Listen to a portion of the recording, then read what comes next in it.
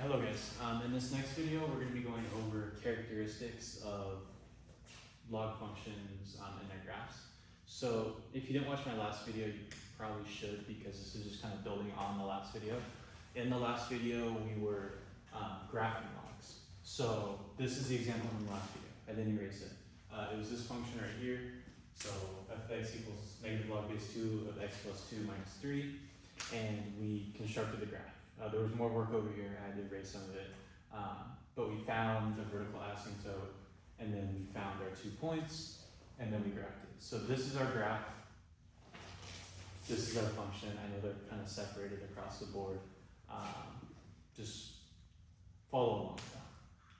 So first up, I'm asking for all these characteristics. Let's see, I'll number them for you. We got 1, 2,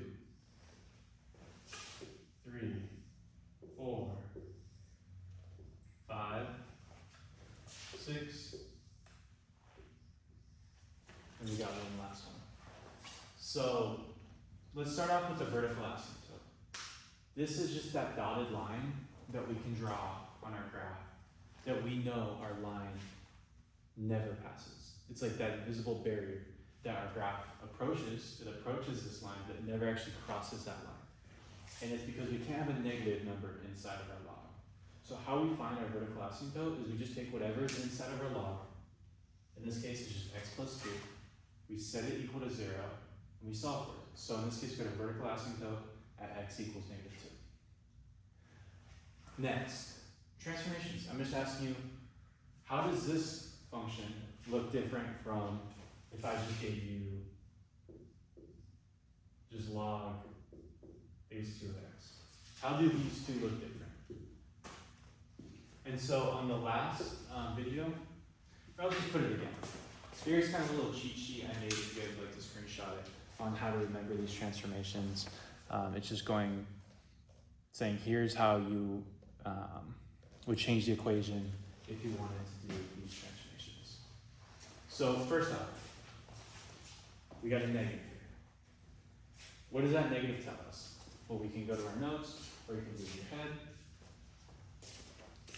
And you can see right here that negative tells us we reflect over the x-axis. So if there's ever a negative in front of our log, you can write that we reflect over the x-axis.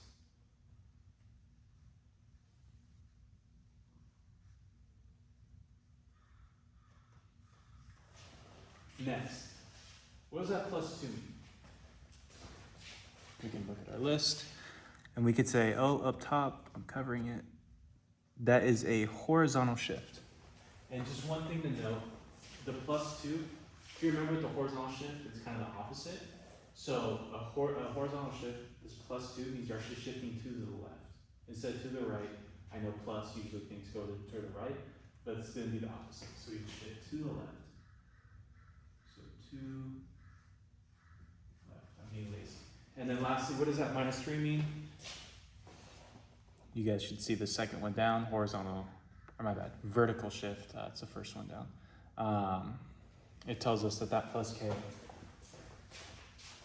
means we're either going up or down by that number. So we're going down by 3.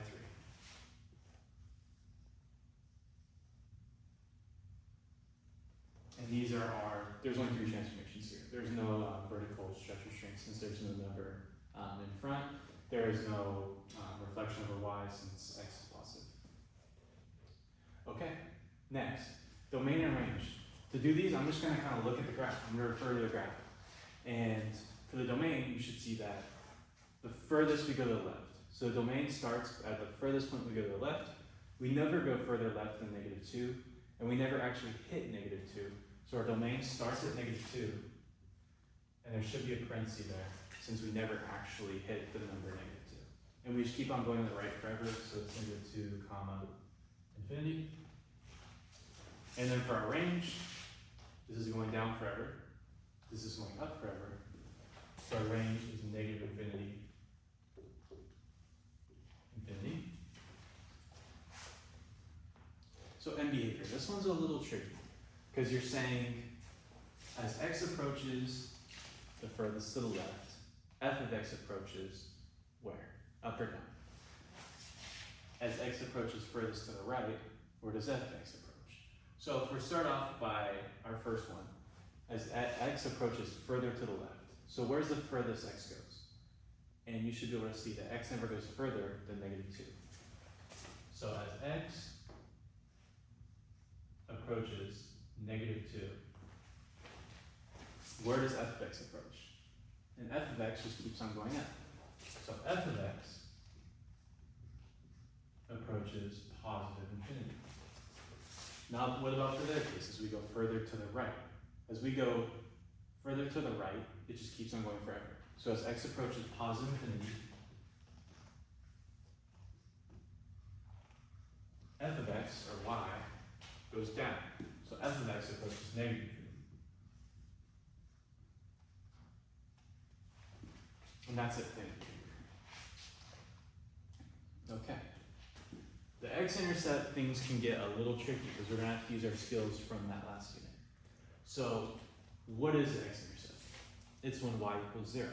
So it's when we take this function and y equals 0. So what we could do is we could set this function equal to 0. So we have negative log base 2 of x plus 2 minus 3, and we're setting it equal to 0. And now we gotta solve. So we can start off by moving this 3 to the other side. So we have negative log base 2 of x plus 2 equals 3.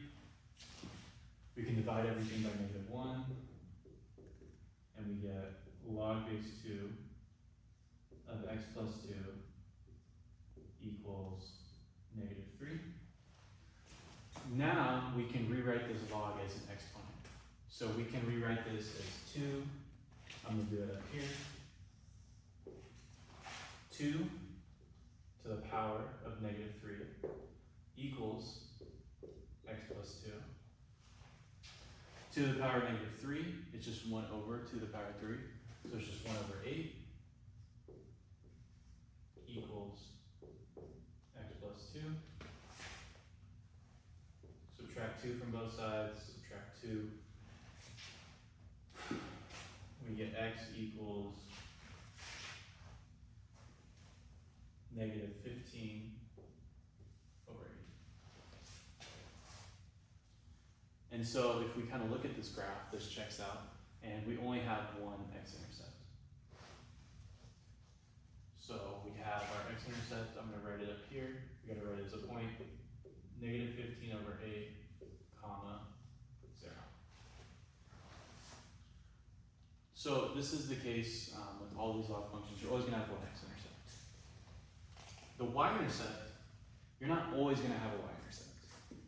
Because let's say this function was shifted to the right, and we had our vertical asymptote, let's say it was at +2. Then our graph would look like this.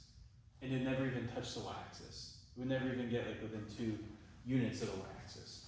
In this case, we do have a y-intercept though. And so we can, to figure out if you have y-intercept, we can just look at the vertical asymptote. If the vertical asymptote is at 0 or anything greater than 0, then we don't have a y-intercept. If it's less than 0, we do have a y-intercept. So this one we've already solved for it. You just plug in 0 into the original function. And we got on our table that it's 0, comma, -4. If you want to know how we plugged in 0 and we got that, watch last video. But yeah, this is it. These are all of the characteristics that I would expect you to know.